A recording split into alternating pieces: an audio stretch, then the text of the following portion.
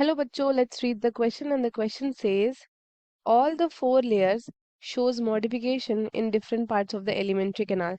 This statement is true for first option हमारे पास given है submucosa as in case of jejunum and ileum it contains Brunner's gland. B option है serosa as in case of esophagus it does not contain mesothelium. Option C is muscularis as in case of stomach it contain oblique muscle layer just below the serosa, and option D है mucosa as in case of stomach it forms blunt villi and gastric glands. So first of all, let's see the key concept. Key concept.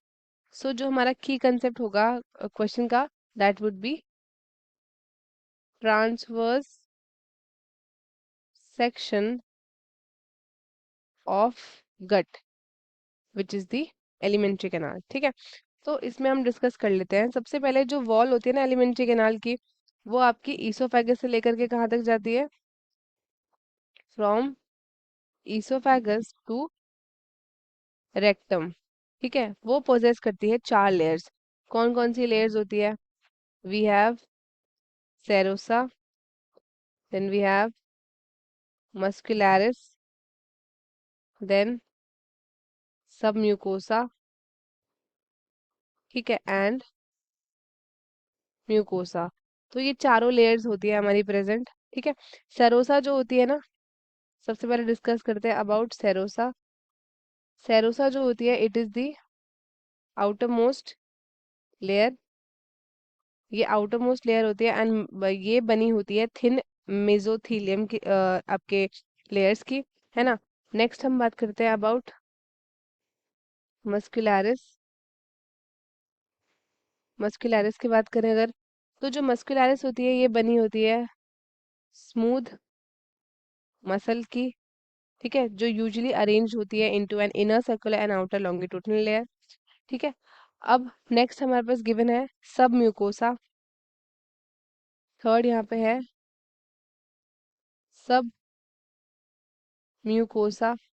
तो जो सब mucosa हमारे पास present होती है ना, ये बनी होती है आपकी लूज कनेक्टिव टिश्यूज की, जिसमें आ जाता है आपका नर्व्स, ब्लड एंड लिम्फ. ठीक है, और जो इनर मोस्ट लेयर होती है ना एलिमेंट्री कैनाल की, उसको हम क्या बोलते हैं? उसको हम बोलते हैं म्यूकोसा. ये होती है हमारी इनर मोस्ट लेयर. ठीक है, तो अब हम चलते हैं वन बाय वन ऑप्शंस की तरफ. सबसे पहले हमको क्या दिया है? सब म्यूकोसा. इसके बारे में बात कर लेते हैं. सब mucosa as in the case of jejunum and ileum it contains the Brunner's gland. So ये वाला स्टेटमेंट जो होता है आपका, ये कैसा स्टेटमेंट है? ये है हमारा इनकरेक्ट स्टेटमेंट. कैसे है इनकरेक्ट?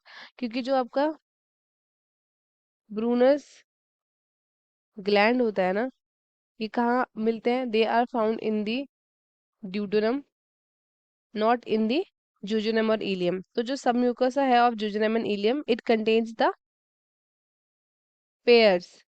पेयर्स पैचेस होते हैं इसमें, which are the lymphoid tissues. तो ये वाला ऑप्शन क्या हो गया हमारा? ये वाला ऑप्शन है इनकरेक्ट. सेकेंड ऑप्शन अगर हम देखें, serosa as in the case of oesophagus is does not contain mesothelium. So ये वाला स्टेटमेंट भी आपका क्या हो गया? ये भी आपका इनकरेक्ट है.